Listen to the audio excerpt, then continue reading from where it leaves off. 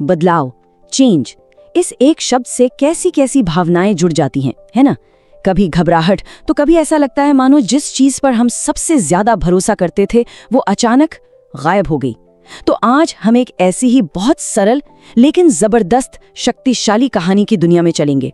एक ऐसी कहानी जो हमें सिखाती है कि कैसे डर को अवसर में बदला जा सकता है। तो कहानी में और गहराई से उतरे उससे पहले एक सवाल पर जरूर सोचना बनता है। अगर जिंदगी में किसी भी तरह का डर न होता तो क्या अलग होता? इस सवाल को बस जहन में रखिएगा, क्योंकि ये सवाल इस पूरी कहानी का दिल है। तो चलिए अब चलते हैं एक दिलचस्प सी भूल भुलैया में। यहाँ 4 अनोखे किरदार रहते हैं और ये चारों बस एक ही चीज के पीछे भाग रहे हैं, एक ही चीज की तलाश में है, और वो चीज है चीज। पर ये चीज आखिर है क्या? तो देखिए, ये चीज कोई खाने वाला पनीर नहीं है, बिल्कुल नहीं। ये एक मेटाफर है, एक रूपक। ये वो सब कुछ है जो हम अपनी जिंदगी में चाहते हैं। एक अच्छी नौकरी, एक खुशहाल रिश्ता, मन की शांति या फिर अच्छी सेहत। और ये भूल भुलैया, अरे ये तो हमारी अपनी दुनिया है, हमारा ऑफिस, हमारा समाज, हमारी जिंदगी के उतार चढ़ाव वाले रास्ते, जहां हम इन सब चीजों को ढूंढते हैं। तो अब मिलते हैं कहानी के इन 4 किरदारों से, और जैसे जैसे हम इनके बारे में जानेंगे ना, ये सोचने वाली बात होगी कि इनमें से कौन सा किरदार हम सबके अंदर कहीं ना कहीं मौजूद है। क्या हम वो हैं जो बदलाव को पहले ही भांप लेते हैं, या फिर वो जो उससे डरते हैं और उसका विरोध करते हैं? यहाँ एक बहुत ही दिलचस्प बंटवारा देखने को मिलता है। देखिए, एक तरफ हैं चूहे, स्निफ और स्करी। ये अपनी इंस्टिंक्ट्स पर, अपनी सहज बुद्धि पर भरोसा करते हैं, एकदम सिंपल और एकदम फास्ट। और दूसरी तरफ हैं ये छोटे लोग, हेम और हॉ। इनका दिमाग थोड़ा कॉम्प्लेक्स है, ये चीजों को बहुत ज्यादा सोचते हैं, जिसे कहते हैं ना ओवर एनालाइज करते हैं, और इनकी भावनाएं, इनके पुराने विश्वास अक्सर इनके रास्ते का रोड़ा बन जाते हैं। तो कहानी की शुरुआत में सब कुछ एकदम परफेक्ट था। उन्हें चीज स्टेशन सी पर चीज का एक पहाड़ मिल गया। सोचिए जरा, वो सब कितना आरामदायक और सुरक्षित महसूस कर रहे होंगे। उन्हें लगा कि ये तो अब हमेशा ऐसे ही चलेगा।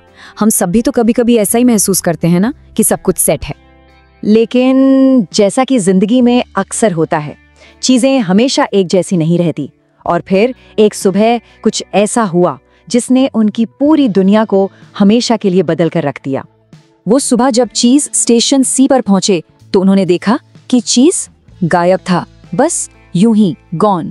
एक झटके में वो सब कुछ चला गया था जिस पर वो निर्भर थे। वो सुरक्षा का एहसास, सब खत्म। और हेम की पहली प्रतिक्रिया क्या थी? मेरा चीज किसने हटाया? ये बिल्कुल भी ठीक नहीं है। ये आवाज कुछ जानी पहचानी सी लगती है ना? जब अचानक कोई बड़ा बदलाव आता है तो अक्सर हमारी पहली प्रतिक्रिया भी कुछ ऐसी ही होती है। हम खुद को एक विक्टिम की तरह महसूस करने लगते हैं। ये जो है ना, ये पूरी कहानी का सार है। एक तरफ है चूहे, उन्होंने ज्यादा सोचा नहीं, शिकायत नहीं की, बस एक्शन लिया, अपने दौड़ने वाले जूते पहने और निकल पड़े। और दूसरी तरफ हेम और हॉ, वो बस विश्लेषण करते रहे, शिकायतें करते रहे, एक दूसरे को दोष देते रहे और डर में ही फंसे रह गए। ये एक्शन वर्सेस इनएक्शन की, यानी सक्रियता बनाम निष्क्रियता की एक जबरदस्त तस्वीर है। और यहीं पर हो को पहली बार कुछ बहुत जरूरी बात समझ में आने लगती है। वो दीवार पर लिखता है, चीज जिसके लिए जितना ज्यादा महत्वपूर्ण होता है वो उतना ही उसे पकड़ कर रखना चाहता है। ये सबक लगाव के बारे में, अटैचमेंट के बारे में। हम सब उन चीजों को छोड़ने से डरते हैं ना, जिन्हें हम बहुत अहमियत देते हैं, भले वो अब हमारे लिए सही ना हो। तो अब कहानी का फोकस हॉ पर आ जाता है। जहां एक तरफ हेम अब भी शिकायत करने और इंतजार करने में ही लगा हुआ है, वहीं हॉ अपने अंदर एक लड़ाई लड़ रहा है। सवाल यह है कि क्या वो डर में फंसा रहेगा या फिर वो उस अनजान रास्ते पर कदम रखने की हिम्मत जुटा पाएगा। और फिर हाँ, कुछ ऐसा करता है जो सब कुछ बदल देता है। वो खुद पर हंसता है। उसे एहसास होता है कि वो कितनी बड़ी बेवकूफ़ी कर रहे हैं। एक ही काम बार बार करना और ये उम्मीद करना कि नतीजे अलग होंगे। ये जो सेल्फ अवेयरनेस का पल है ना, ये जो आत्म जागरूकता का क्षण है, यही उसे आगे बढ़ने की असली ताकत देता है। दीवार पर लिखा अगला सबक एक बहुत ही गंभीर चेतावनी है। अगर कोई नहीं बदलता तो वो विलुप्त हो सकता है। अब ये सिर्फ चीज खोने की बात नहीं रही, ये तो अस्तित्व की लड़ाई बन गई है, सर्वाइवल की जंग। और यहाँ हम फिर से उसी शक्तिशाली सवाल पर वापस आते हैं। हॉस इस सवाल का इस्तेमाल एक चाबी की तरह करता है अपने डर के ताले को खोलने के लिए। वो खुद से पूछता है, अगर मैं डरा हुआ नहीं होता तो मैं क्या करता? और जानते हैं, अचानक जवाब बिल्कुल साफ हो जाता है, वो आगे बढ़ेगा। तो जैसे जैसे हॉल भूल भुलैया में आगे बढ़ता है ना, वो अपने पीछे ज्ञान के मोती छोड़ता जाता है। दीवार पर लिखी ये बातें, ये सिर्फ उसके लिए नहीं है, ये हम सभी के लिए हैं। पहला सबक बहुत सरल है पर बहुत गहरा भी। एक नई दिशा में बढ़ना नया चीज खोजने में मदद करता है। मतलब मुद्दा सही दिशा खोजने का उतना नहीं है जितना सिर्फ हिलने का है, आगे बढ़ने का है, बस चलते रहना है। गति ही सब कुछ है, जिसे कहते हैं मोमेंटम इज की। अब हॉ को एक हैरान कर देने वाला एहसास होता है, ये भूल भुलैया उतनी भी डरावनी नहीं है जितनी उसने सोची थी, बल्कि ये तो एक आज़ादी का एहसास है।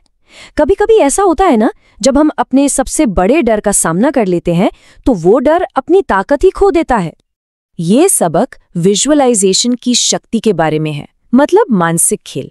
हाँ, नई चीज का स्वाद कैसा होगा, उसे पाकर कैसा महसूस होगा, इसकी कल्पना करता है, और यही कल्पना उसे आगे बढ़ने का ईंधन देती है। ये सिर्फ पॉजिटिव थिंकिंग नहीं है, ये अपने दिमाग को सफलता के लिए प्रोग्राम करने जैसा है। ये शायद इस कहानी का सबसे जरूरी और शायद सबसे मुश्किल सबक भी है। जितनी जल्दी पुरानी चीज को कोई छोड़ता है, उतनी ही जल्दी उसे नया चीज मिलता है।